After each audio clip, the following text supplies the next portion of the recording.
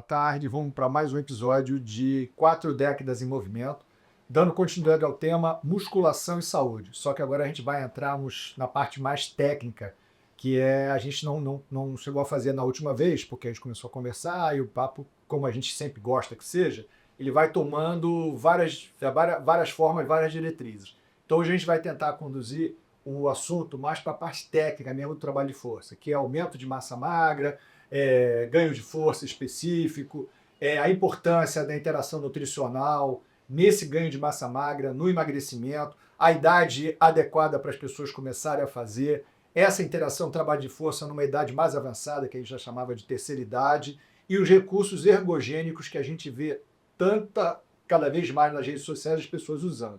E qual a efetividade, a segurança desses recursos. Então vamos começar falando inicialmente sobre o tipo de trabalho de força, que seria aumento da massa magra. Andrezinho, vamos lá? Vamos lá. A gente, no episódio passado, estava falando rapidamente, só 9% da população atendem às recomendações da prescrição de treinamento de força. E aí, quando a gente pensa em aumento de massa muscular, durante muito tempo na minha vida, eu me debrucei estudando quais eram os melhores métodos de treinamento, a melhor metodologia de treinamento do aumento tanto da força quanto da hipertrofia muscular.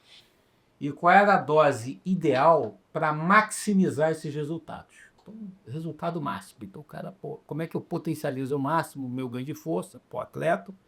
E a minha hipertrofia, vamos colocar dessa maneira, eu vou falar sobre essa questão que no último episódio o Paulo falou da questão até onde é força, hipertrofia, será que tem diferença em relação a isso? A gente vai debater isso, que é um tema interessante. Então, durante muito tempo eu estudei isso. Só que, de uns tempos para cá, eu comecei a fazer uma reflexão. Poxa, a gente já sabe qual é a dose ideal, máxima, só que com essa dose ideal, as pessoas não se engajam ao programa de exercícios. Uma parcela muito pequena da população não é beneficiada, porque quando você vai nessa dose ideal, teoricamente na dose ideal, você tem que treinar 5 vezes por semana, tem que ter programa A, B e C, ou A, B, C, D e E, tem que ter um volume de treinamento por grupamento muscular muito alto, muito grande. Então hoje a gente tem o limite, dependendo do grupamento, mas daí você vê mais de 20 a 30 sets não é operacional. Grupamento. Não é operacional. E não é operacional, e a maioria das pessoas não consegue realizar. E aí eu mudei o meu foco de estudos. Aí eu fui começar que eu acho que aí sim, para a grande população, 90% da população vai ser beneficiada não da dose máxima, mas sim quais são as doses mínimas.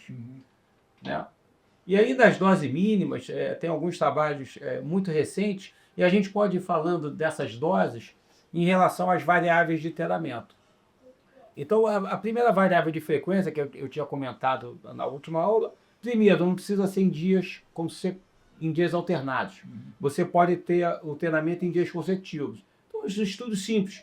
Botava um grupo para treinar segunda, quarta e sexta, e o outro grupo para treinar segunda, terça e quarta. E comparava no final de 3 meses de treinamento se os grupos que treinavam em dias alternados tinham resultados melhores que o grupo que treinou em dia consecutivo. No passado, a gente tinha o pressuposto que você tinha que dar 48 horas de recuperação, que otimizava a resposta de ressíntese proteica, que estimulava as respostas de recuperação em você treinar em dias alternados. E a hipótese, né, esperada é que o grupo que treinava em dias alternados teria um resultado melhor. E não só em outros estudos, mas outros estudos já corroboraram isso. O que vale hoje na máxima é o volume de treinamento total realizado, independente se é em dia consecutivo e em dia alternado. Mas se a gente, isso não quer dizer, tá? Se a gente pudesse, por exemplo, assim, uma pessoa que você sabidamente ela vai 2 dias seguidos no teu trabalho, ela vai lá 2 dias seguidos. Não seria melhor você otimizar, num dia ela fazer determinados grupamentos e no outro dia fazer outros grupamentos, já que você sabe que ela vai 2 dias seguidos no teu... A tua pergunta, Marton, ela é muito boa. Tá? Se você pensar em hipertrofia muscular, se ela só vai 2 dias... Não, ela vai 2 dias seguidos. Você sabe que ela vai 2 dias seguidos. Ou ela vai certamente segunda, quarta e sexta. Ela vai segunda, quarta e sexta sempre. Ela vai sempre segunda, quarta e sexta. Ela não vai todo dia. Ela não tem 5 dias, mas ela pode segunda, quarta e sexta. O que eu faço com esses alunos de segunda a quarta-feira? A gente sabe que para hipertrofia, vamos falar assim, Isso. o volume é importante. Você fazer o maior número de séries por grupamento muscular. Você consegue fazer isso se você, por exemplo, na segunda-feira eu posso dividir peito, ombro e tríceps. Isso. Na quarta e sexta eu divido costas, perna e bíceps. Na sexta, Na sexta-feira o que eu faço? ela volta. Não, às vezes eu faço um combo dos dois, você entendeu? Se você pegar o volume total de exercícios por grupamento, é quando eu consigo ter o maior volume. Esse é um caminho.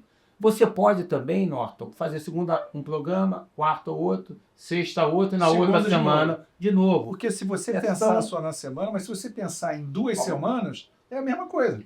Mas aí... Ele vai A, B, é. A, B, A, B, A, B, vai dar sempre a mesma coisa. Mas não tem, Norton, é engraçado, né? A gente tenta um modelo ideal, mas os estudos, eles tentam chegar nesse modelo ideal. Mas tem horas que você não tem, através dos métodos de pesquisa, uma sensibilidade tão grande para estabelecer, será que esse modelo que eu faço A, B, ou AB e um mix dos dois programas na sexta-feira vai ser melhor ou não? Eu diria que mas eu é até muito vou além. sexo dos anjos, Eu entendeu? gosto desse assunto, até porque eu queria até falar uma coisa interessante. Eu sei os estudos, tá? Mas eu tô querendo falar agora na prática. Sim. Filho de quem eu fui, né? Fui, porque meu pai faleceu, que era fisiculturista, eu trabalhei dessa forma lá atrás. E uma coisa que eu percebia é que se eu fosse fazer em dias seguidos, pô, eu ficava muito cansado, eu não conseguia render adequadamente. Mas quando eu dividia em 4 treinos na semana, segunda e quinta e terça e sexta, caramba, os resultados eram Mas absurdos. peraí, mas é que eu quero resgatar aqui o negócio que você, que você, Entendeu? É você absurdo, começou a falar uma absurdo coisa isso, tá? e aí enveredou por uma outra quando o Sim. Norton te provocou aqui. Você começou a falar uma coisa interessante, né? De treinar em dias seguidos, o mesmo grupamento muscular, pelo que eu entendi. E aí a gente tinha aquela coisa lá de dias alternados, Sim. porque essas recomendações, André, elas eram baseadas no indivíduo que treinava em volumes e intensidades elevadas. Elevados, é. Eu até hoje acho que é justificável, aí o Norton, o Ronaldo, o Cláudio, o Ronaldo pode de repente falar melhor, que tem um intervalo de recuperação desde que a sessão do treino tenha sido uma sessão com volume e uma intensidade elevados. Quando você começou a falar lá do mínimo, da dose mínima, a gente está olhando para pessoas que treinam com um volume menor, Sim. uma intensidade um pouco menor, Sim. e aí uma recuperação de um dia para o outro ela é mais factível. Né? Aí o Norton entrou com a pergunta e a gente terminou saindo um pouco dessa linha. E aí, voltando nessa linha, o que é importante, Norton, porque Sim. quando você fala nesse negócio de segunda, quarta e sexta, é pro cara de A, B e C, é pro cara que quer maximizar. A minha proposta inicial é tornar, em vez de você gerar obstáculos para o indivíduo treinar de forma regular, é utilizar as informações para facilitar a sua treino. Sim. Se você perguntar para mim, André Leto, o que você prefere? Que o teu aluno tenha de segunda, quarta e sexta e recupere dias alternados, ou que ele tenha em dias consecutivos? Eu prefiro que ele tenha em dias alternados. Agora, se eu tenho um aluno que treinou segunda, quarta e sexta, ele chega para mim e treinou segunda, treinou na quarta, ele é meu aluno de personal. André, sexta-feira eu não vou poder treinar. Eu posso treinar amanhã com você? Sim. Pode. Sim, não é problema. Sim. Quinta, Mas- é nesse caso. Por Sim, quê? sim. Porque essa é a exceção, entendeu? Porque o volume é importante. Ou no caso da minha filha. A minha filha, ela não pode treinar de segunda a sexta. Ela só tem um sábado e domingo.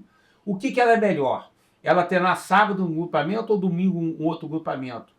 Quando a gente fala de hipertrofia muscular, o volume é importante. Como ela só vai nesses 2 dias, é melhor ela trabalhar, fazer um full body corporal total os 2 dias. É onde ela vai otimizar o resultado dentro da disponibilidade que ela tem. É o que eu falo sempre, a ciência ela está a serviço do indivíduo e não a serviço dela ou dos métodos de treinamento. Eu pego essas informações todas, analiso qual é o perfil do aluno e adequo essa prescrição, a metodologia de treinamento à realidade dele. Eu estou falando que, às vezes, na maioria dos casos, o cliente, o aluno, sei lá, o atleta, ele tem aqueles dias específicos. Eu só posso ir lá terça, quinta e sábado. Então, terça, quinta e sábado ele vai sempre. E é aquilo que ele tem. Esse é ótimo. Um dia ou outro, ele vai, sábado eu não vou poder ir porque, eu vou sair, vou Mas viajar. está acima da média. Sim, mas 3 vezes por semana essa pessoa vai lá. Nesse caso, seria muito mais interessante trabalhar com série A, B, porque se a gente não pensar na semana, vai pensar em 2 semanas, em 14 dias ele vai estar. É igual, se você botar lá e observar, esquece a semana, mas pensa em 14, vai fazer o mesmo número de sessões igualzinho em 2 semanas, em dias alternados. Vai poder trabalhar com volume alto, com carga alta, né? Mas a minha pergunta é o seguinte: qual o percentual de alunos de vocês que tem esse perfil para essa disciplina, essa dedicação e esse tempo disponível? Volume grande. No meu caso, é grande, porque eu diria que é quase 90% da minha clientela. No meu caso. Tá? Eu sei Então, que às vezes numa academia você grande é diferente. Você está modulando isso pelo que você tem na tua clientela. O que eu observo, enfim. Mas assim, porque eu estou falando o seguinte, uma coisa... Muita gente que está fora, é isso? Sim. Sabe por quê? O que eu estou falando para você é o seguinte.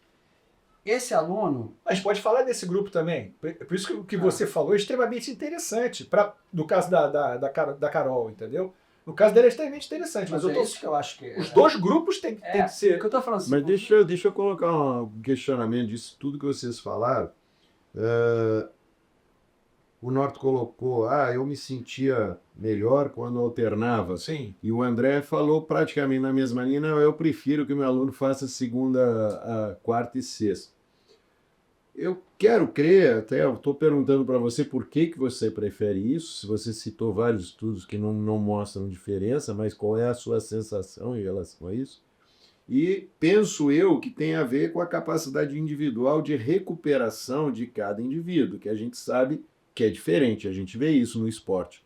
Tem cara que joga hoje à noite e amanhã de manhã está se sentindo ótimo. Tem outros que ficam 3 dias, até os marcadores bioquímicos tentam mostrar isso, né? Há uma discussão, mas, enfim, é o caminho que se tem para mostrar esse tempo de recuperação. Coloco se isso tem a ver com o tempo de recuperação, por que você deu a sua impressão que prefere o segunda, quarta e sexta. E um outro questionamento que eu vejo é o seguinte, vocês estão falando, não, está mostrado que quanto mais séries, maior o ganho. Até quando essas séries não têm uma correlação positiva também com a incidência de lesões? Existe, porque há um tempo atrás o consenso do próprio COI era não chegar, tinha um número de vezes de frequentar a academia que eles falavam que 3 era melhor que 2, 4 era melhor que 3, 5 era melhor que 4, mas já começava a ter uma correlação maior. Como está isso hoje em dia? Você falou até em 20 séries, né? 20, 30 séries. Então, esses dois questionamentos que eu passaria para você. Ele foi no extremo. Não, tudo bem. O André foi no extremo. Tudo bem, mas o que eu estou provocando é justamente um comentário de vocês a respeito, primeiro, da recuperação individual, lhe parece que é um fato, e segundo, qual é a margem de segurança desse volume de séries? Carlos, olha só, você perguntou para o André, mas eu vou me meter aqui rapidamente, depois do André, por favor. A recuperação, Carlos, vai depender da intensidade do treinamento. Você tem um indivíduo, sim, se ele treinar uma série de musculação pesada, forte, uma intensidade lá, que pouquíssimas pessoas, se você entrar na sala de musculação hoje, fazem, usando a repetição máxima mesmo, 8 repetições máximas ou 10, ele vai ter que ter um dia de intervalo depois. Ele não vai conseguir treinar. Aquela dia no exercício não vai conseguir fazer. Isso é fato, né? Então vai muito por aí. O que o André falou aqui... Depende da intensidade. Da intensidade. Agora, o que o André falou aqui, me corrija se eu estiver errado, é que você não precisa treinar tão intensamente assim para ter os benefícios de treinamento de força com relação à resposta à força e massa muscular. Então, 90% das pessoas que a gente atende, por questões de tempo, exatamente, por gostar ou não gostar, por motivação, você consegue viabilizar isso. Isso é fato. Hoje tem estudos que mostram que você fazer uma vez por semana já tem uma resposta de ganho, né, razoável. Para hipertrofia ou para ganho de força? Não, você aumenta a massa muscular e aumenta a força. Proporcional. Assim, não tem como você separar uma coisa da outra. Né? Porque você ganha massa muscular, eu falo para assim, aproveita a jornada, aumentar a força. Arquitetura muscular. A massa muscular ela vai ser... Agora, o que você falou de grandes volumes, tem modelos animais que mostram isso, porque você aumenta a produção de alguns hormônios, como o GH, por exemplo, que tem uma relação com a hipertrofia, mas é muito variável de pessoa para pessoa. A outra coisa que você falou depois foi o que? Além do... Correlação com lesões. Isso é uma coisa volume. interessante. Certamente você vai- Isso é uma coisa interessante, né? O André, hoje tem alguns estudos que mostram que você fazia até 4 séries, agora de 4 para 5 já não tem muita diferença. Voltando nesse tema, acho, e respondendo as perguntas do Cláudio, mais uma vez, Cláudio, a gente tem que diferenciar quais são os objetivos dos alunos e direcionar a metodologia de treinamento de acordo com os objetivos. Quando você pega um fisiculturista, e esse fisiculturista vai fazer 20 a 30 séries por grupamento muscular, é impossível o cara pegar o mesmo grupamento e treinar em dias consecutivos. Por isso que o fisiculturista treina a série, tem série A, B, C, D e E. Ou às vezes ele tem A, B e C. Mas E aí treina 2 grupamentos. jornada, E aí ele É. permite. Por quê? É a relação de, vamos colocar, de dose resposta e volume e recuperação. É. Para esse indivíduo, o tempo, e é o que o perfil que o Norton falou, se o cara vai treinar 3 vezes por semana, ele tem um volume mais elevado, você tem que respeitar essas 48 horas de intervalo. Agora, eu estou querendo, a minha fala é tirar os 90% que não realizam o treinamento de força, deles serem que metodologia a gente cria para fazer com que esses 90% treinem com regularidade, sejam beneficiados e gostem de treinar. Porque na primeira variável, e a primeira variável que eu abordei foi a frequência, e eu estou querendo desmistificar os conceitos de frequência. E o Paulão, ele trouxe uma coisa muito importante, eles avaliavam, eles fizeram agora, teve uma meta-análise recente, essa foi genial. Eles fizeram uma relação de dose e resposta para todas as variáveis. E a primeira variável que a gente vai debater é a frequência. E eles observavam, para cada aumento de número de sessões semanais, qual era a dose de resposta para o ganho da força e da hipertrofia. E aí é aquela curva clássica que entre uma sessão só semanal você tem ganhos, mas esses ganhos são pequenos. Os maiores ganhos acontecem quando você treina 2 a 3 vezes por semana. Quando você já passa para 4 vezes por semana e 5, esses ganhos eles já começam a reduzir. Mas talvez Então, reparação. o ideal certamente associado com a Então reparação. isso já não, para esses 90% já não justificaria você ter uma frequência maior do que que 2 a 3 vezes. Porque aí você começa a ter não influência precisa. da variabilidade individual. Que é a maioria. É a grande maioria. Mas E André, que é não a seria curva a do mudança efeito só. dos grupamentos musculares? É a curva que eles chamam do efeito teto. Não, mas se você mudar em relação O aos efeito grupamentos teto. musculares, você vai conseguir. Pô. Mas aí que tá, Norton. Porque pensa. Dificilmente você Só- isola o treinamento. Deixa eu sei. complementar, Mas nesse deixa eu caso que ele complementar. falou, Deixa eu sei lá, você vai complementar. pegar um indivíduo que, no estudo dele, o indivíduo fez uma sessão, 2 sessões, 3, 4 ou mais sessões. Se tem um indivíduo que vai conseguir fazer mais sessões, dividir é mais sensato. Sim. Se ele tem de fato isso, esse tempo. Mas aí, Norton, o objetivo, quando o cara faz divide e mais sessões, não é para os 90%. Não, O sim. cara que divide o grupamento Não, eu tô só é focando o no resultado. fisiculturista Não, só no que quer o resultado máximo. O É. fisiculturista que quer o resultado máximo, essa modelagem, ela funciona bem. E descaracteriza um pouco essa meta-análise. Porque essa meta-análise, o que ela faz? Quando o indivíduo... Porque se você aumentar a frequência e mantendo os mesmos grupamentos Mas é isso que eu ia musculares, falar. entendeu? É lógico que vai reduzir o Se resultado. você faz uma entendeu? série A e B, você continua treinando 2 vezes por semana. Sim. Cada Está grupamento. decorrendo 2 sessões semanais. Entendeu? E talvez vai atender um grupo muito grande. Não estou falando no fisiculturista clássico, mas o indivíduo que a gente atende, que quer aumentar bastante a massa muscular, Nesse e estudo- ele tem 4 dias em 7. Dos 7 dias ele pode 4. Eu vou botar um negócio que você vai continuar a falar assim. Assim, me incomoda um pouco de usar o fisiculturista como um modelo de treinamento Não, com não. alguma resposta associada, né? Porque Não, o cara não. chupa uma balinha lá que Não, dá um sim, resultado sim. diferente. Mas ele tem Não, mas ele disponibiliza tempo Ele para. treina também, mas a variável Não, não, não. inconveniente da Não, droga sei. é Para muito todos forte. serem mesmo, usa a droga e usa o treinamento influencia. Não sei, mas eu estou falando do indivíduo que disponibiliza 4 dias dos 7 da semana para fazer força. Sim. Então, nesses 4 dias, seria interessante ele fazer A e B. A e B. Com certeza. Então, É um Ele vai tá treinar maior 2 vezes por volume. semana Isso. em cada Perfeito. treinamento. isso. Vai ter um resultado bom Sim. para aquilo ali. Pô, ele pode fazer mais, pode, mas não dá fim. Consegue aumentar o volume de forma significativa. Sim, né? sim. E aí, quando a gente fala de frequência, a gente está falando 2 a 3 sessões semanais. É o ideal. Mas você está falando de uma sessão semanal?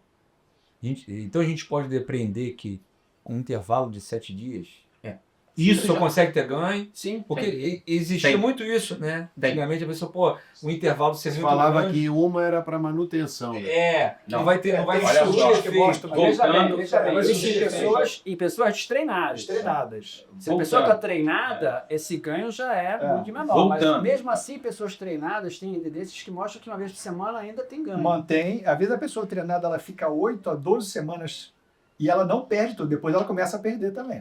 Se ela fizer uma vez por semana. Se ela fizer uma vez por semana. Esse já é um conceito até Sim. bem antigo do próprio... Sim. Acho que, voltando ao que eu falei, uma vez por semana você tem ganho, mas o ganho é trivial.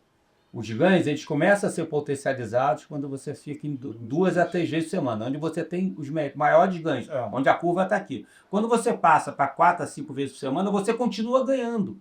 Mas a relação de doses e respostas, ou o que é o efeito teto, ou o que ele chama, que a gente chama de, E aumenta o risco de lesão. do efeito de retorno reduzido. Você tem que investir muito tempo, muito treinamento para ter uma resposta pequena. Que para a grande maioria da população não justifica. Então, quando a gente fala para a população geral, o clássico 2 a 3 vezes por semana. Com 2 vezes, às vezes, um bom resultado. Agora, outra Excelente coisa resultado. que E volume. o volume de Então, treinamento, frequência eu acho que já é um Sim. consenso. 2 a 3 consenso. sessões, o volume, a gente já falou, é a mesma coisa. Quando você pega uma série, 2 e 3, e 4 e 5, e mais de 5 séries, é a mesma resposta.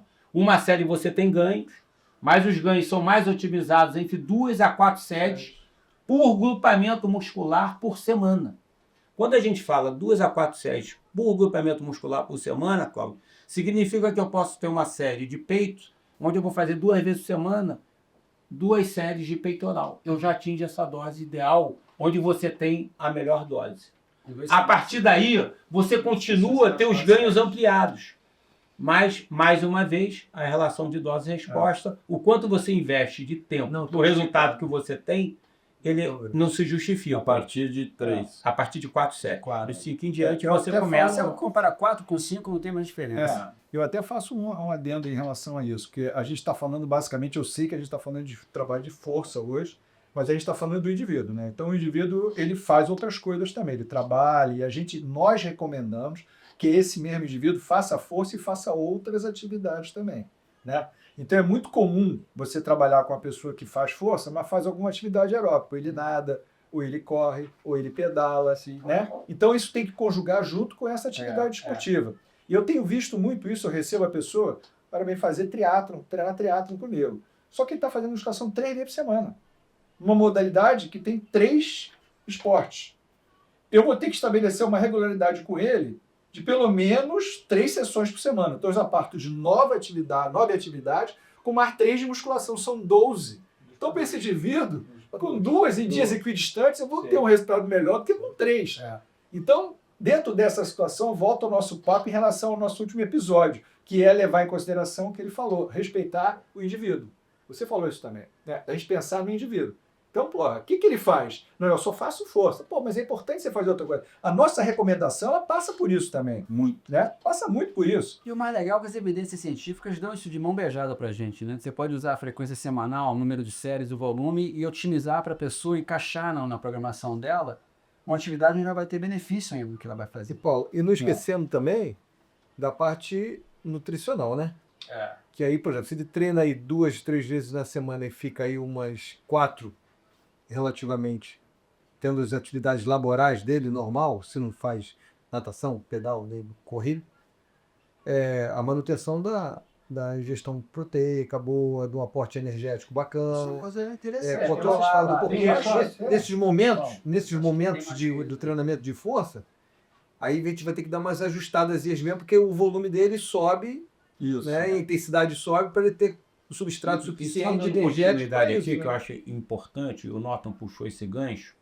Lembre-se que a gente ainda não falou de saúde, mas quando a gente fala de saúde, todos os benefícios são ampliados, qualquer benefício, para onde você olhar, taxa de mortalidade, câncer, diabetes, Tudo. doenças metabólicas, quando você associa a atividade aeróbica junto com a força. Então, em média, você diminui a incidência dessas doenças todas quando você associa os dois em torno de 40%, que é uma redução absurda. Então, eu, como profissional de educação física, como educador, todo programa que eu prescrevo, todo, sem exceção, tem que ter força e atividade aeróbica. Aí eu vou dar o peso da força, o quanto vai durar de força, o quanto vai durar de atividade aeróbica, dependendo da disponibilidade que o aluno me dá e a preferência dele pelas modalidades. Sim.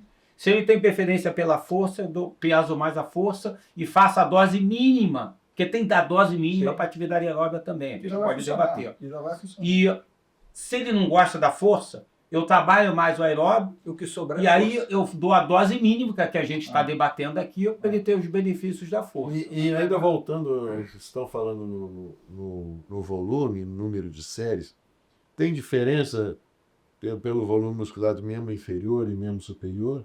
Ou a resposta é a mesma? A resposta é a mesma, é muito similar. O interessante é que quando a gente pensa em saúde, eu não me preocupo muito no que a gente chama de hipertrofia não uniforme, entendeu? Em você desenvolver os grupamentos, as diferentes porções musculares. Eu penso no desenvolvimento da força num todo. Então, quando você pensa no desenvolvimento na força num todo, eu não quero, para hipertrofiar determinadas porções musculares, o volume de treinamento ele pode ser menor. E igual membros superiores e membros inferiores. Porque o que determina se eu vou ter um volume maior ou menor por exemplo, vamos pensar no quadríceps. O quadríceps tem 4 porções. A gente já sabe que todos os movimentos que envolvem o agachamento, teoricamente, você desenvolve mais os vastos. E na cadeira extensora, desenvolve os vastos, mas desenvolve mais o reto. Então, teoricamente, você deveria ter uma combinação de exercícios que você tenha cadeia cinética fechada, cadeia cinética aberta, entendeu? E isso, Cláudio, impacta no volume. Tá? Mas você tem também um aspecto do tamanho dos músculos, que durante esses membros inferiores, puxador para mostrar isso bem, você faz o número de repetições maior, até para mesmo percentual da força máxima. E outra coisa que a gente sabe, eu acho muito importante, que lá atrás a gente desconfiava, foi até um assunto nosso num jantar, há anos atrás, que a gente sabe, a gente tem a percepção, e isso é falado na literatura, que existe com a idade uma perda de massa muscular, e muito mais evidenciada nos membros inferiores. Dos membros inferiores. Então, hoje, até eu fazia isso de uma forma por percepção, e hoje, baseado em evidência, de eu dar muito mais volume e trabalho para membro inferior a partir de uma determinada idade. Porque essa perda de massa magra e, consequentemente, força, ela ocorre em membros inferiores. E isso é uma coisa importante. E mais em homens do que em mulheres. Maior risco de queda no idoso. E aí você de volta para aquela história da qualidade do desempenho das atividades diárias, né? Hoje é bem estabelecido, né, a coisa que eu falo para os alunos, se você tem um tempo reduzido para trabalhar com a terceira idade, foque em aumentar a força dos membros inferiores. Porque ali garante a locomoção e aí o resto se mantém razoavelmente. Agora, você estava falando de benefícios, né? Tem uma meta-análise recente que é muito interessante, comparando treinamento de força para hipertrofia, para ganho de força, resistência muscular localizada e treinamento aeróbio. E a resposta em relação a perfil lipídico foi melhor no treinamento de força voltado para hipertrofia e força do que no próprio treinamento aeróbio. Esse gancho que eu ia puxar aqui é um negócio interessante. E que antigamente se falava, para perder peso, trabalho aeróbico. E hoje em dia sabe-se quanto que o trabalho de força é importante para esse controle de peso corporal. Eu queria a inserção dos nutricionistas aqui falando sobre isso. Isso é uma coisa, Ronaldo, só antes deles falarem assim, que é uma coisa interessante, porque mostra mais uma vez esse fator protetor contra a doença cardiovascular em treinamento de força isolado. E quando você associa com o treinamento aeróbio, ele potencializa mais ainda. Mas existe uma resposta metabólica ao treinamento de força no perfil lipídico, que é uma coisa relativamente inédita, que mostra um aspecto terapêutico do treinamento. Que há um tempo atrás, como o Ronaldo falou, treinamento aeróbio era para Somente em relação dessa cardiovascular. De força não Eu tinha acho que participação, a gente né, pode cara? fazer o terceiro episódio só falando sobre saúde. Sim. Porque até agora eu não foquei a saúde. Sim, Esses Mas eu acho que a gente está aspectos. falando de saúde o tempo todo. Tá, mas é diferente. A É. proposta do Norton nesse Sim, é. é a força E- e a hipertrofia. É. E aí eu não estou direcionando, porque quando a gente fala de saúde, Mas eu não consigo ver, porque o aumento da massa muscular está relacionado diretamente com a mas saúde. eu sei, Paulo, mas quando você pega, por exemplo, aí voltando ao tema, que a gente está falando das variáveis de treinamento. Eu acho que essa parte de emagrecimento, a gente pode entrar porque tem bastante coisa legal Eu acho um gancho importante, porque a gente está falando bastante muito de força, interessante. muito de trabalho, mas isso só vai acontecer se o indivíduo estiver comendo direito. Senão, não vai acontecer. Ainda nessa O milagre não acontece, entendeu? Ainda nessa linha das variáveis, vocês acho que já esclareceram bem frequência. Eu falo da volume. intensidade. Pois é, eu acho É. que a É o que eu intensidade quero e também a forma de realização, né, dos exercícios. Aí entra aquela brincadeira que já se falou aqui. É tão necessário modificar a série? Quer dizer, o indivíduo... há essa necessidade que a gente vê nas academias, uma mudança frequente, esquecendo o lado lúdico da coisa, de você mudar a série. Eu digo do ponto de vista realmente de resposta muscular. Boa pergunta. Há uma necessidade premente dessa mudança Eu contínua? vou deixar o André falar sobre a intensidade, Sim, mas assim, intensidade. Boa pergunta. Cláudio, assim, o treinamento de força, ele mexe com o sistema neuromuscular, né? Que tem um componente neural e um componente muscular. Isso aí não tem... Então, as primeiras adaptações, elas estão associadas ao componente neural. A pessoa consegue aumentar a carga lá sem ter uma resposta que é proporcional. As primeiras 6 semanas. Tem alguns autores que vão até mais, 8 semanas até 12. É óbvio que já existe uma hipertrofia, mas ela não é proporcional ao aumento da força. Né? Então, assim, é necessário um tempo de adaptação para que o indivíduo ele consiga ter uma melhora neural. E a partir daquela melhora, eu brinco o seguinte, né? Bom, depois que você conseguiu botar todo mundo para trabalhar, como é que continua ganhando força? Cada um tem que ficar mais forte. Então, para chegar no momento das fibras vão aumentar o tamanho, isso leva, no mínimo, 12 semanas. Por aí. Então, você trocar toda hora o exercício...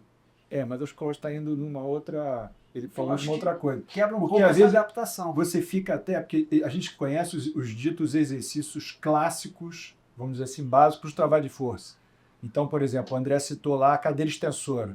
Então, uma série básica que você não quer ter problema, você vai botar lá uma cadeira extensora, uma flexora, um agachamento ou um leg, um supino, uma puxada ou uma remada. Ou seja, você vai pegar agrupamentos musculares e vai colocar exercícios dito, entre aspas, chaves, para trabalhar aqueles grupamentos. Então, às vezes, você tem uma pessoa que tem pouco tempo e você cria um programa para ela com esses exercícios. A pergunta dele é, eu sei até porque ele perguntou, né? Se essa pessoa que tem esse tempo reduzido, tipo 2 vezes por semana, e vai fazer aquele programa, se ela tem necessidade de ficar trocando isso por exercícios, às vezes, menos efetivos para alcançar o objetivo dela. Contexto.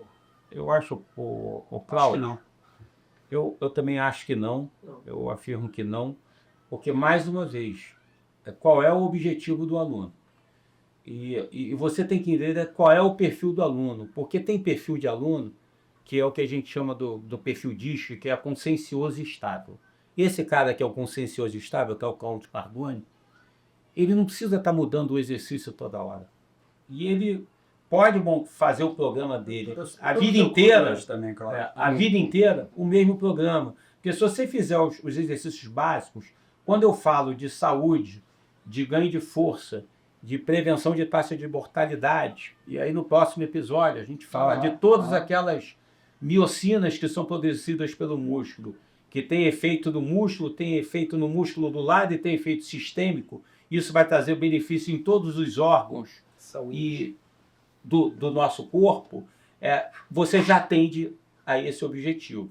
Agora, quando você pega um aluno, tem aluno que ele não vai ficar motivado se ele fizer o mesmo programa, e você tem que estar...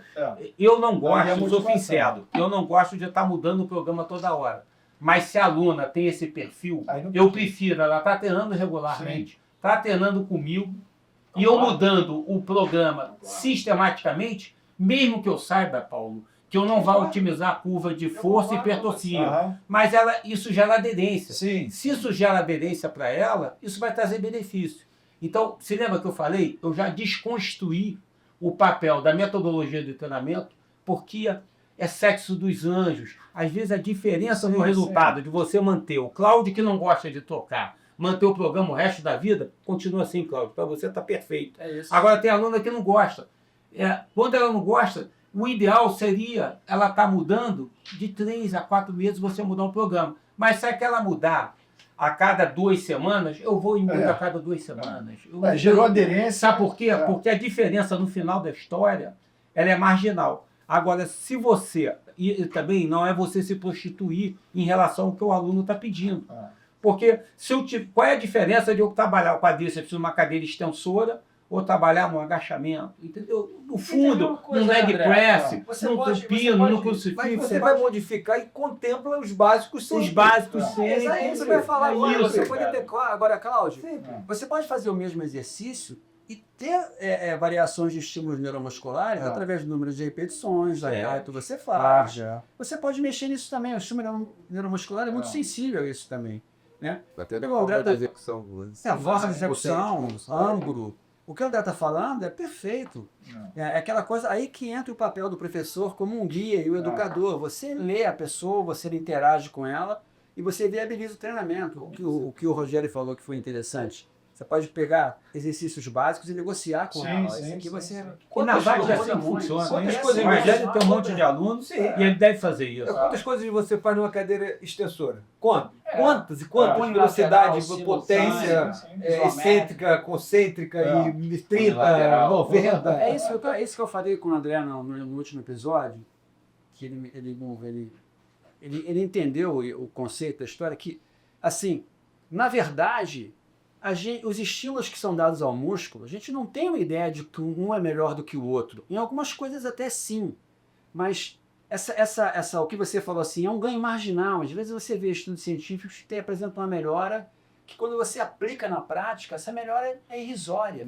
É significativo estatisticamente, mas biologicamente você visivelmente... Não, e tem uma outra coisa também, a segurança. Né? Quer ver você vê uma série de exercícios sendo prescritos com quase que com um perfil acrobático. Não, aí o circo chegou nessa idade, aí é a maior história. Então, às vezes, é melhor você atender saúde, segurança, resultado, tempo, com determinados exercícios chamados básicos, com algumas variações, e que você não vai ter problema e atinge o objetivo. Aí que eu acho que a máquina ela tem um valor nesse sentido. Sim.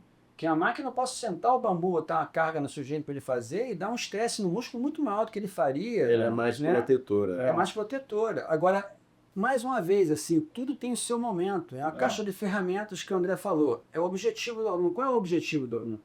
A gente tem que me jogar com tudo Sim, isso. Tem alunos que não gostam de fazer máquina. Não, Eu sou um que não gosta, assim, eu gosto muito mais do peso livre, mas é uma coisa que tem que ter a supervisão, a orientação. Norton, botando na prática, que você clinicamente, entendeu? Como é que eu monto programas? Se a aluna tem um perfil que quer fazer um pouco desse exercício que eu chamo plásticos, exercícios flu-flu, que eu brinco que é mimimi, eu faço um flu-flu, eu coloco um mimimi, mas eu não deixo de fazer o básico. Isso que eu queria chegar. A base da pirâmide, da intensidade, você é o seguinte, para hipertrofia, tá clássico, você tem que se submeter o músculo à tensão. Puxar. Ou você se multiplica muito a carga tensional, aquela faixa de repetições que vai de 4 a 8, 4 a 12, é um caminho. E o outro caminho, através da fadiga, você recrutar nas últimas repetições, próximo da falha, uma falha muscular concêntrica, as unidades motoras lá de alto limiar em fadiga, que no fundo você está aplicando tensão, só que você começa com uma carga menor, o músculo vai cansando, as fibras cansam, olha, eu não estou conseguindo vencer essa carga. Aí você tem que recrutar outras fibras. Aí vai chamar gente para trabalhar, no fundo você está aplicando. Então esse modelo que eles chamam de modelo tem carga tensional metabólico é tensional. Tudo é tensão. Tudo é força, é tensão aplicada na fibra. Isso não mudou. Até mudar em relação... Por isso que os cubanos lá, quando na lata. faziam a lata, é força. o músculo não quer saber se você está vencendo o teu peso corporal, Não sabe. se é lata, Aparelho, se é se é máquina, é. se é elástico. É Se você seleção. aplicar uma dose mínima e dentro dessa dose, ou com um número maior de repetições, ou com uma carga menor, se você aplicar a dose certa, ele vai responder. Se deformar da a forma, fibra para gerar aquela cascata de reações lá dentro, vai acontecer. O que dá, que a gente não pode esquecer nunca é o seguinte, por exemplo, você está fazendo lá uma série, por exemplo, vamos dar nome aos bois, uma série de 12 repetições, então você vai estar trabalhando em torno de 60% a 65% da sua carga máxima. E você passa a fazer por um determinado período, você muda esse perfil da tua série, passa para 6, 8 e 10, fazendo um crescente de carga. Quando você chegar em 6 repetições, você vai estar trabalhando com um percentual de carga muito mais alto. Sua força vai aumentar. Então você, naquele mesmo exercício, você aumentou a sua força. Lá na frente, quando você mudar de novo para uma repetição mais alta, você já vai estar mais forte. O LMR já subiu. Entendeu? Você já jogou, já subiu o teu sarrafo. Entendeu? Agora, ó, o Norton trouxe um ponto importante, eu vou pegar esse gancho. Ele falou da periodização. Mas antes de chegar na periodização, eu vou falar da intensidade, tá, Cláudio? E na intensidade, o que a gente sabe da intensidade hoje, né? E aí, quando a gente fala do modelo que o Paulão, né, que de força e hipertrofia, o que a gente já sabe é o seguinte, quando você fala de força muscular, e isso é muito óbvio, né? Se o meu objetivo é aumentar, como é que a gente mede a força muscular? Ou você mede uma repetição máxima, Diretamente, ou 4 repetições, 8, 10, mas basicamente você olha quem está aqui na nossa apresentação, aí sim, uma visita ilustre dessa princesa. De participação graça. especial. Muito novo. Vai lá, André. Tá? E você mede através do teste de uma repetição máxima. E tem um negócio chamado de especificidade do teste e da medida. A melhor maneira, se você quer avaliar por uma repetição máxima, o princípio da especificidade, ter na próxima de uma repetição. 1, 2 ou 4 sets. Se você quer 10 repetições, tem que treinar próximo dessa zona. Então a gente já sabe, quando o objetivo é aumentar a força pura, Cláudio, você tem que trabalhar com o número de repetições menor. Se você trabalhar com o número de repetições maior, 12, 16, 18 e 20, você vai melhorar a tua força muscular? Vai. Vai melhorar a tua força em 1, 4, 8 repetições? Vai. Mas numa magnitude menor do que se você trabalhasse com o número de repetições menor. Então, no que diz respeito à força. Agora, quando a gente vai para o aspecto de segurança, se eu tenho um atleta de powerlifting ou de levantamento de peso olímpico, e o cara tem que fazer uma repetição máxima, em qualquer modalidade, você tem que treinar próximo dessa zona. Agora, eu no dia a dia, mesmo sabendo que você potencializa a força, trabalhando com o número de repetições menor, eu não trabalho com o número de repetições menor. Porque toda vez que você está muito próximo do teu máximo, você tem risco. Apesar que quando você pega os estudos de testagem de uma repetição, a taxa de lesão é muito pequena, é baixa. Mas é baixa por quê? Na testagem. Em situação laboratorial, bem controlada. E, teoricamente, o tempo gasto seria menor. Né? Sim. Entendeu? Já estou até pensando em fazer e uma com pessoas repetição com de cada idade, às vezes é até interessante, porque quando você trabalha com a repetição elevada, você aumenta do produto dele. Mais lento. Isso tudo aí cabe para um corredor? E embora Não, mais não vou entrar ainda na corrida, não. Ajuda também. Ajuda, mas de qualquer forma, por que uma repetição, 2 ou 4, eu não utilizo? Porque, primeiro, a carga é mais elevada. Quando você está com a carga máxima, a tua capacidade de estabilização de articular quando você está numa máquina, ela é maior. E a gente sabe que a força muscular, ela tem uma variabilidade na expressão. Tanto que para você fazer em laboratório, você nunca testa uma repetição máxima numa única sessão. Porque você tem variação, então você tem que ter uma estabilidade na medida. Para você fazer a estabilidade na medida, você faz umas 2 ou 3 medidas e aí vê se ela está estável. E aí você sabe que aquela carga é máxima. Como você imagina, Cláudio, se você tem uma variabilidade e você bota uma carga e é o dia que o cara não está tão apto para fazer força. E ele faz uma falha. A estabilidade, e aí você tem uma sobrecarga nos músculos estabilizadores. E o cara faz uma lesão no banguiço. E tem uma outra coisa importante pra caramba nessa história toda, Cláudio. Então, falando de vocês, que você se citou, que é muito desconfortável. O máximo. Você treinar no máximo, Olha, não é uma coisa RM eu discordo de vocês, cara. Eu já vou discordar. Porque uma coisa é trabalhar com RM 12 Outra coisa é trabalhar em RM com 5, 6. Mas aí é que tá. Eu prefiro trabalhar em RM com 6. Tudo bem, mas olha Entendeu? só, presta Eu atenção. fazer 6 repetições ou 5 máximo, eu prefiro do que com 12. Mas olha só. 12, pô, eu cheguei em 10, eu não sei mais o que fazer com Tudo aquela bem, carga mas toda. o Cláudio, eu tenho certeza que ele não trabalha na RM. Se Esse é ele outro faz ponto. 10 repetições, mas ele não faz 10 RM. Mas essa sensação Massa. subjetiva de esforço. É isso que eu ia falar, entendeu? é. Então, assim, quando você traz isso para um RM, a coisa fica mais complicada.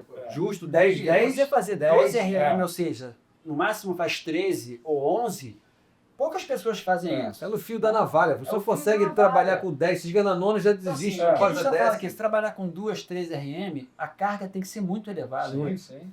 Então, assim, é uma coisa que É 83, a aplicação prática 85. disso, ela é, Ah.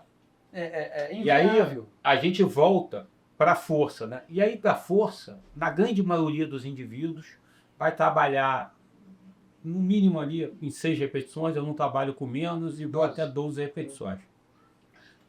Sabendo-se que se a aluna tem aluna, eu não quero que está muito forte, eu não gosto de fazer. Tem gente que não gosta de fazer força, não tem problema. Trabalha com 12, com 15, com 20 repetições, vai ser beneficiado, vai ter ganho de força. É isso. Agora, quando a gente fala de hipertrofia muscular, aí eu diria que é quase que a terra de ninguém, tá? Terra de ninguém é o seguinte: se você trabalhar com 2 repetições, você vai hipertrofiar, com 4 vai hipertrofiar, com 6 vai hipertrofiar, com A 8, questão é, desde que quanto hipertrofia mais? quando você trabalha, eu vou colocar isso didaticamente, tá? Até na faixa de umas 12 repetições, você não precisa, para ganhar força e hipertrofia, tá no teu máximo. O que é chegar na falha muscular concêntrica? Aquela última repetição, você faz a 9ª, na 10ª não chega. Você pode trabalhar com 2 repetições de reserva. Então você está próximo do seu máximo.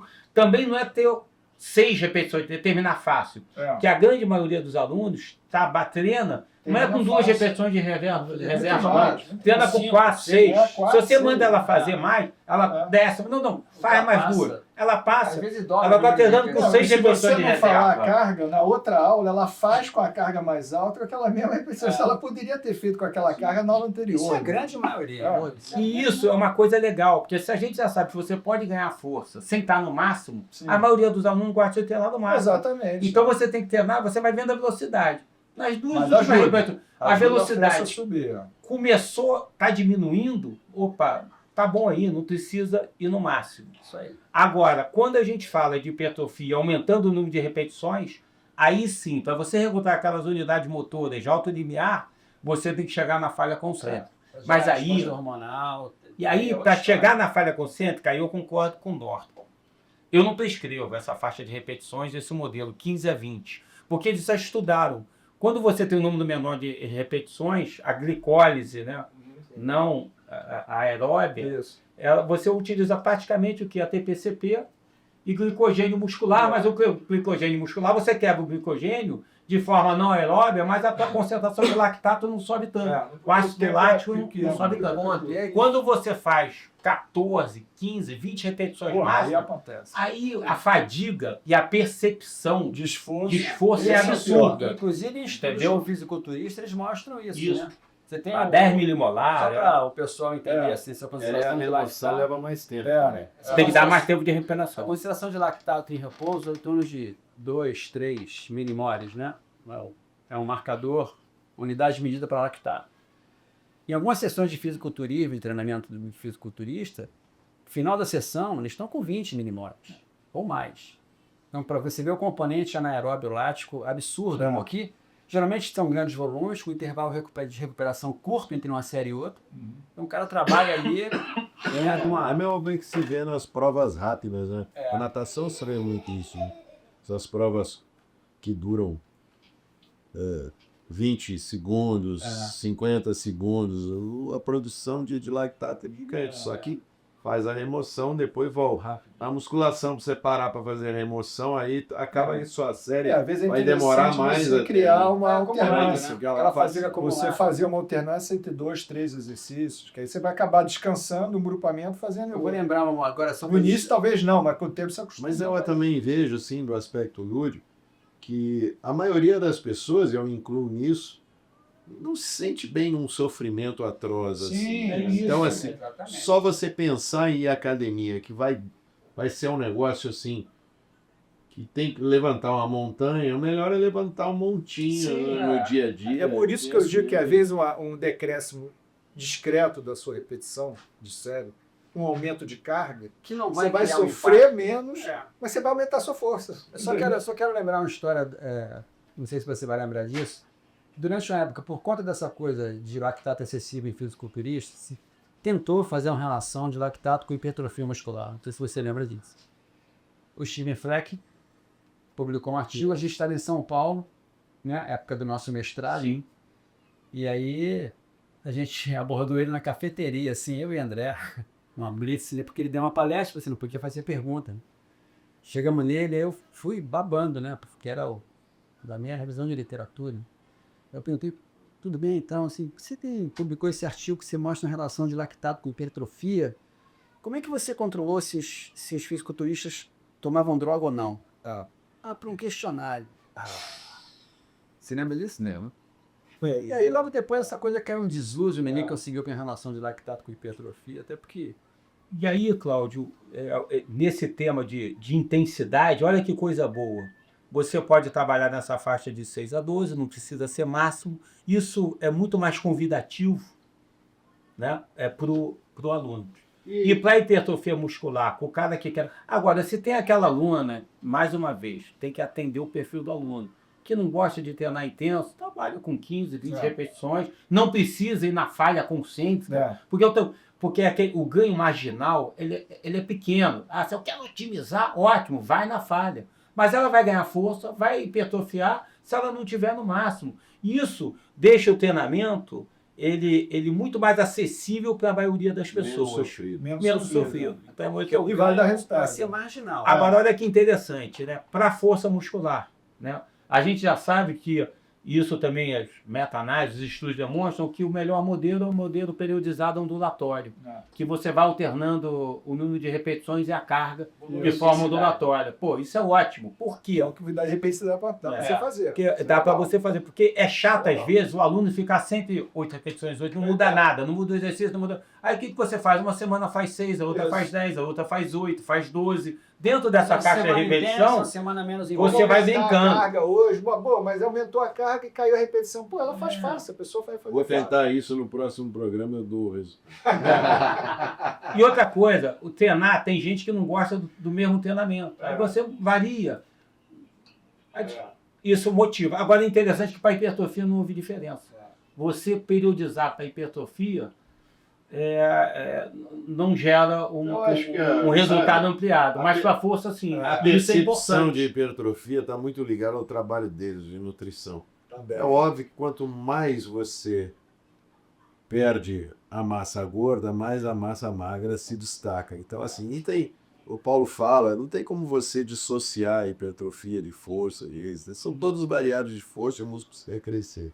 Mas eu acho que uma das coisas que mais pega, né, na sensação de que eu estou hipertrofiado, eu estou... Ô, Cláudio, É com o controle, né, que é fundamental. é diminuir essa capa de gordura, pô. Essa capa de gordura. Essa capa de gordura mas eu que acho tá que- entre a mas pele é e disso, o músculo. Eu acho que. o ambiente Até já sei que você vai visualiza. falar. Mas além disso, a ingestão proteica Isso. ela é importante. Sim, isso tem que ser muito colocado, importante, porque você consegue preservar a tua perda de massa magra com uma ingestão proteica razoável, mesmo sem grandes treinamentos.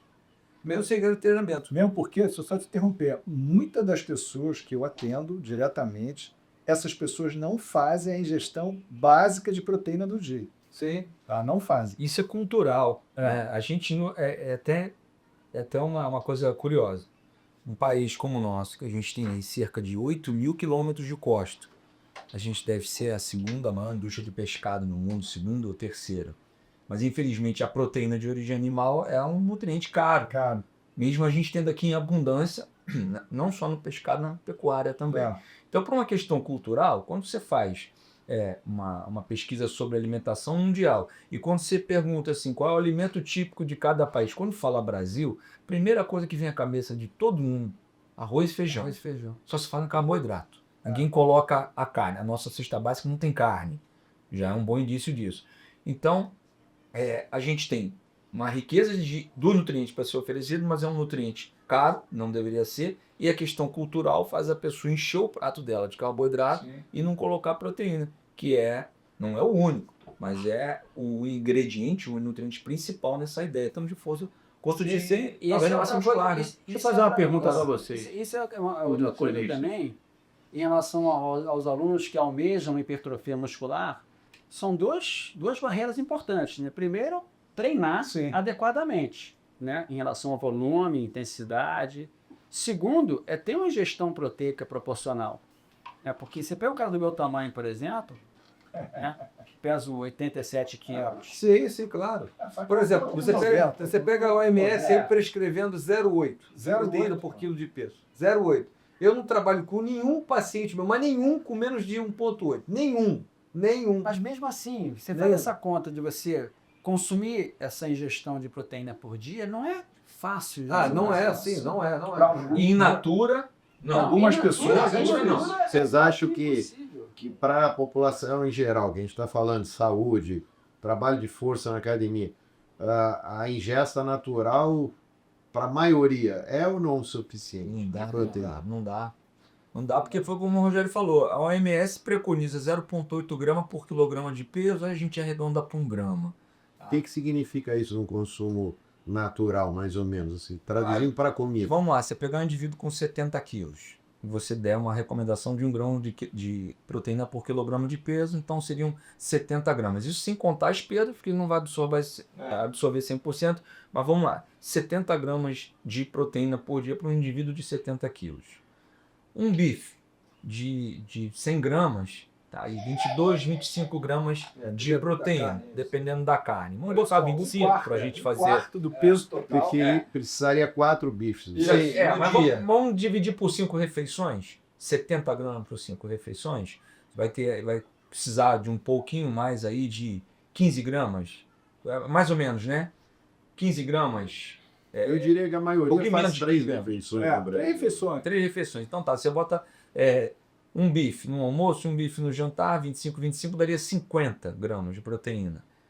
Mas vamos lembrar que a realidade do brasileiro em si, independente de poder aquisitivo, não é uma ingesta grande de proteína. Por isso que o ovo tem uma vantagem nessa história. Sim, claro. Tem, mas aí o ovo tem a questão do volume, né? Você tem que chegar ao mesmo quantidade de comer muito proteína. ovo. Você tem que Cada comer ovo todo. tem E o quanto ovo já de foi proteína? vilão, né? Que a gente passa por... Eu e o Rogério, os nutricionistas, a gente passa pelas vilanias, né? De ocasião. Já foi o ovo, já foi a gordura, já foi o glúten. Hoje é a lactose. Hoje nada pode ter lactose, né? Que é o vilão de todo mundo. Todo mundo adquiriu essa síndrome. Então, só para terminar essa Quanto de conta. proteína tem em cada ovo? Proteína que se consiga utilizar. 6 gramas.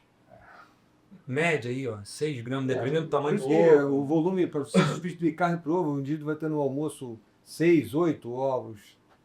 E a cultura da gente indica, e tem muito profissional que diz que comer o ovo em demasia Então é barato. é ruim, porque o ovo ainda é vilanizado por muita gente. Relação da maneira geral. Só de almoço e jantar na proteína animal, a gente fechou 50 gramas. Aí falta 20 para o indivíduo chegar nos 70. Aí ele vai dividir isso aí num copo de leite de 300 ml, vai dar uns 10 gramas de proteína para ele.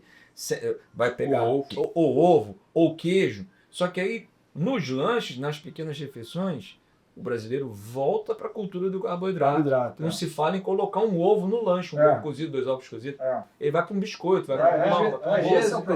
Às vezes eu quero para os meus pacientes, eu quero falar assim, bom, que de manhã a gente vai fazer uma ingestão de frango? Não, mas frango não é no almoço e no jantar. Mas eu falei assim, mas a comida, tem a comida para o almoço, comida para o jantar. Mas isso é cultural. É isso, a dificuldade. Isso que você está falando a dificuldade. Os esportes de alto nível a gente procura fazer. Os lanches sempre são baseados em ovo, em fruta. É por isso que a suplementação, principalmente a suplementação proteica, o grande achado. Então, o papel é importantíssimo, é um grande achado. Não sei se você consegue 25 gramas de proteína de altíssimo valor biológico numa porção no shake. E limpa, né? Limpa, sem isso gordura. Porque você vai comer uma carne, você tem gordura. Você vai comer o ovo, tem gordura. Uma biodigestibilidade. Sem açúcar. Se for uma proteína de uma marca de boa qualidade, né? Se não tiver lá, porque a proteína tem uma coisa assim. Quanto mais você dilui carboidrato dentro dela, mais você barateia o custo dela, torna ela mais acessível, mas com menos qualidade. E Não se tem açúcar você... adicional, são muito mais E até uma caros. coisa interessante da gente falar. Hoje, as pessoas são muito mais ligadas em ler rótulo.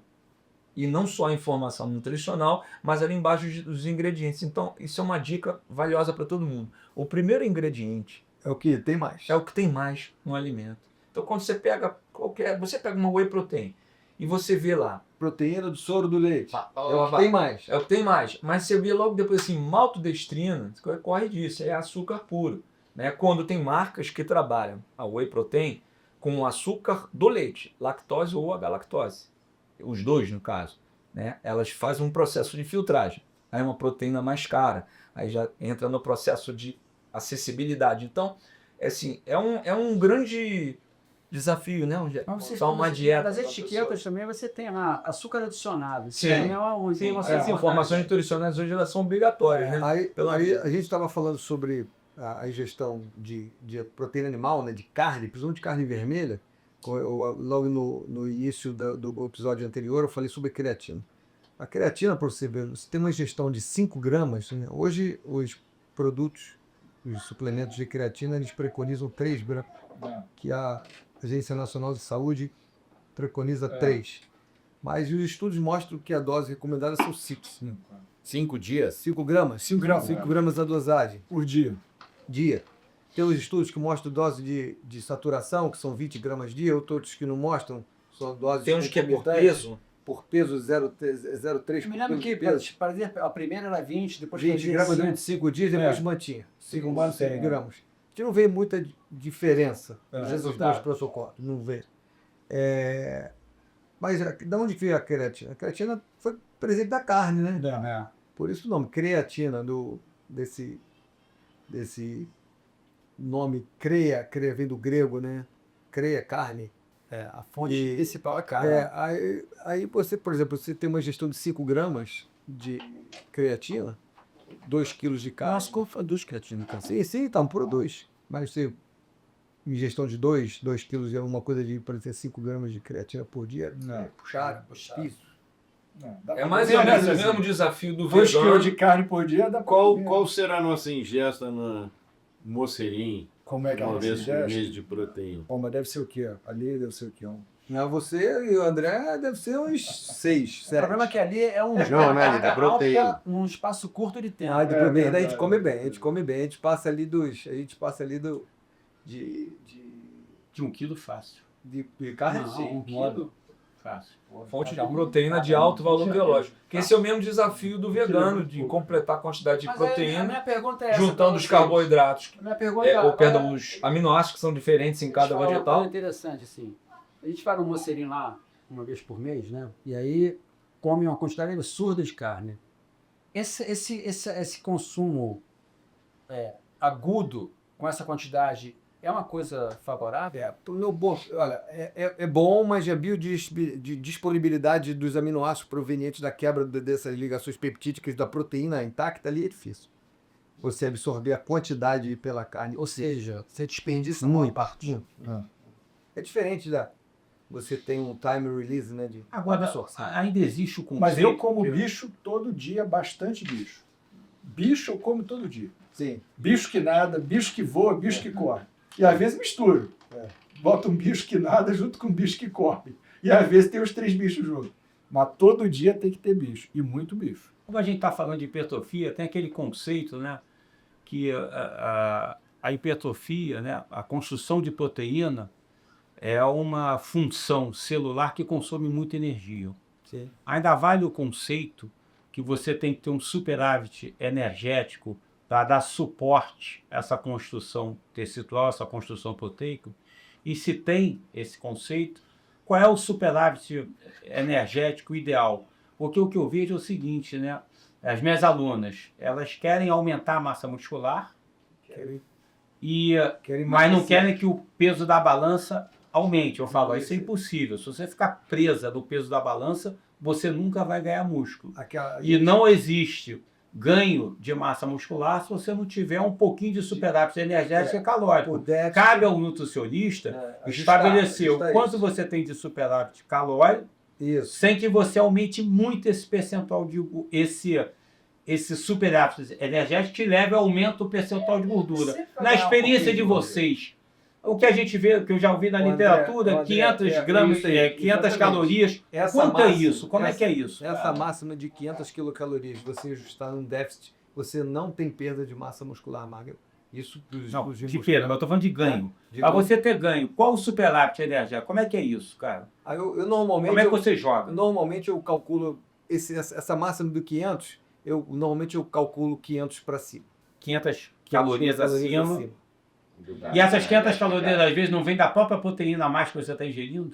Deveria, né? Não, estou perguntando.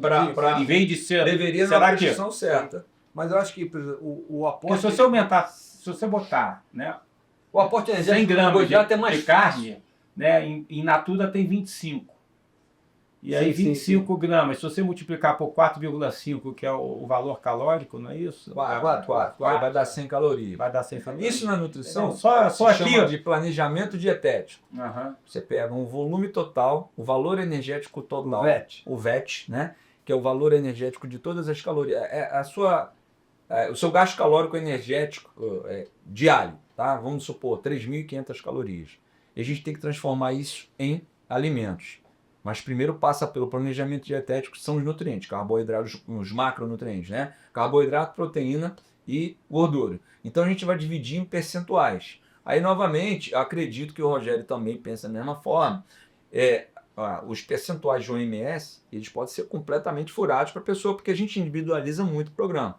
Tá? Porque aí você teria lá de 11% a 13% desse valor energético total oferecido na forma de proteína. Isso pode ser muito pouco, porque a maioria vai cair sempre para o carboidrato. Uma pessoa que quer aumentar massa muscular sem correr o risco de aumentar ganhar gordura, por exemplo, e é comum, o próprio trabalho do fisiculturista é baseado nisso. Ele aumenta de tudo, né? Na fase do bulking, né? Ele vai ganhando peso e gordura, massa muscular, depois vem o cutting, onde ele transforma totalmente a dieta dele para uma parte mais proteica, menos carboidrato, entra muito aeróbio, exercício de força, é o que ele já faz ali a vida toda, mas aí ele entra com aeróbio, ele entra com mais resistência, mais gasto, mas a fórmula é essa, é você saber dosar a quantidade de nutrientes que você está oferecendo de acordo com o programa, mas eu trabalho na forma do Rogério. Agora, eu tenho uma curiosidade, assim, o Ronaldo é ex-remador, né? E aí eu fico assim, o que é uma gestão calórica de um remador? São o quê? 8.000 calorias? 7.000? Não, é 6.000. 6.000? Eu acho que os atletas de alto rendimento, não sei se é isso mesmo. Pode ser até mais. E aí como é que é o jeito para digerir a proteína? Aí é com eles. Aí entra a parte do uso do suplemento alimentar, que é para você poder, Manter em o volume reduzido, Segura colocar esse aporte. um aporte maior. Tem um de tempo de nutrientes. digestão também daquela proteína, que é um problema. No caso, a proteína hidrolisada, ela tem essa transformação enzimática para você. É uma pré-digerida, né? Isso. Porque o volume que esses atletas consomem, 8.000, 6.000 Mas como é que isso acontece? Como é que isso funcionava antes do advento dos... era com comida. Eu lembro de uma reportagem do Mark Allen e daquele que fez a disputa, David Scott. David Scott, já na época dele, de campeão de Ironman, ele consumia de 8.500 a 9.000 calorias por dia e não tinha pozinho de whey protein, creatina. No máximo era Exige, que era... O volume de alimento era muito grande. Ele passava quase uma hora E comendo. sem doce. E sem doce. Ele dizia que ele passava quase uma hora comendo nas Muito arroz, muita quantidade. Vamos fazer isso. Como é que treina entre uma refeição e outra? Isso é que é o... É muito. Tem que ter uma digestibilidade muito boa. Rogério e Léo, assim, dentro desse tema hipertrofia, eu acho que só para a parte dietética, né, nutricional, para finalizar, a gente fala muito da creatina e fala muito do whey protein. Que outros suplementos vocês orientariam, indicariam, as evidências são boas, vitamina D funciona, magnésio funciona, o que tem aí de legal, assim, com evidência, com suporte, com evidência robusta, de novidade para a gente? Eu gosto, como você falou dos dois, proteínas e creatina, isso tá no hall da fama. Já virou sine qua non pra gente, né? Vai do consultório, treina, tem uma alimentação legal e vai chegar um momento que ele vai usar a creatina. Creatina para hipertrofia? Sim, claro. Creatina para hipertrofia, creatina para melhorar no tempo de recuperação entre as sessões. Porque acontece? Você gasta ATP, né? O ATP vira ADP, a ressíntese de fosfocreatina é feita pelo estoque que você tem. Quanto mais você tem esse estoque de fosfocreatina aumentado pela ingestão da suplementação da creatina, você tem uma ressíntese melhor. É um mecanismo direto. Diretamente você vai treinar mais, recupera mais, a intensidade aumenta e você hipertrofia. Durante uma época se fazia, se quis Não, fazer não, é isso aí. associação de creatina. É isso, não, como resultado de, né? Não, porque também tinha o acúmulo de água, né? Retém líquido. Sim, mas também assim, A célula acaba crescendo também. sim, pô, preservação de glicogênio muscular ajuda pra caramba. Não de tecido contrátil. Sim, não que você ia contrário. Diretamente. Não mexer na arquitetura da massa muscular. Você falou do magnésio. Não, mas além dos Magnésio demais, quais são os outros suplementos? fundamental Além do hoje em magnésio. dia. Contração muscular, recuperação de energia também, manutenção de massa óssea. Agora, eu Eu sou um gosto- pouco o advogado do diabo. Me falam muito, eu tenho algumas restrições em equipe esportiva do magnésio, porque eu já tive, você sabe disso, o magnésio ele é laxativa. Então, às vezes, você usa na fase aguda e eu perco um atleta por jogo porque teve diarreia. Então, eu tenho muita parcimônia e já aconteceu. Eu, às vezes, até uso magnésio em situações de cãibra, coisas. Mas, assim, sendo mais agudo na crítica, eu sempre doso nos exames laboratoriais magnésio e nunca vem baixo. É Porque é necessário suplementar. Mas o advento da câimbra também é um advento assim multifatorial. Né? Esquecendo a câimbra, Caramba, né? esquecendo a câimbra. A É, câimbra muito, não, muito. até hoje não sabe o que é. Aqui, Esquece Vitamina a câimbra. D, vale. Eu já me Vitamina foi D, falado do vitamina magnésio, D. está sempre normal. A vitamina D, na maioria dos atletas, também está normal. Você tá falando de pesquisa com gente que está acima do nível, né, pô? Atleta, né? Se a gente pensar na Não, mas eu população em penso geral, neles, porque os são os marcadores que são mais sempre usam. muito. Ó, se a gente São pensar os na que mais população em usam. geral, os marcadores de tudo são sempre muito baixos. Só tem um marcador na Magnésio população. também. Também. Só tem um marcador, um exame bioquímico na população que está sempre alto, que são as gorduras. Colesterol, triglicerídeos. Isso está sempre alto e é conta da É alimentação. um pouco diferente que eu vejo. Assim, o magnésio eu sou um pouco crítico, porque eu nunca vejo magnésio baixo, nem doentes comuns. Eu faço em todos os atletas, nunca vejo as dosagens baixas, não vejo mesmo. A vitamina D, sim, se vê até na população geral hoje pegando no sul. Mas eu dou uma importância também a algo assim que a gente não falou em momento nenhum aqui. Probióticos. Probiótico, eu acho que assim, é uma função assim, importantíssima no aspecto de sistema imune. A gente vai falar sobre suplementação de colágeno, vai falar sobre glucosamina, condroitina, para a parte de condrossuplementação, essas coisas todas. Mas isso tudo, sabe onde isso vai agir? Isso tudo vai agir no intestino. O intestino, a resposta do intestino vai fazer com que o ambiente anti-inflamatório funcione e diminua a condição inflamatória nas articulações. A pessoa fala assim, o colágeno melhorou a minha condição.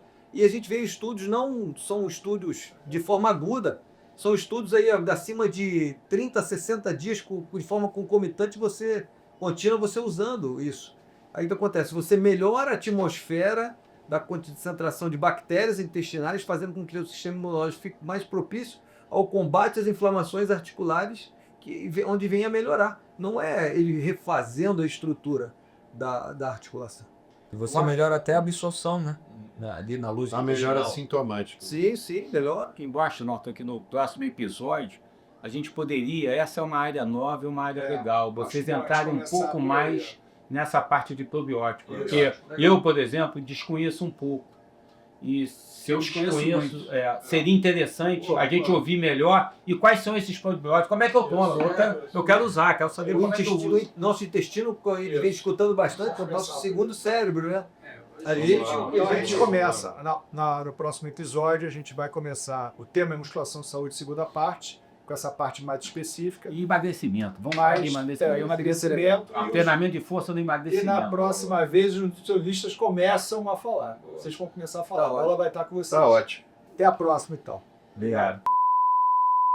Caramba, Isso é muito melhor, cara, porque o Paulão não ficou dando propaganda da família. Assim, caralho, velho.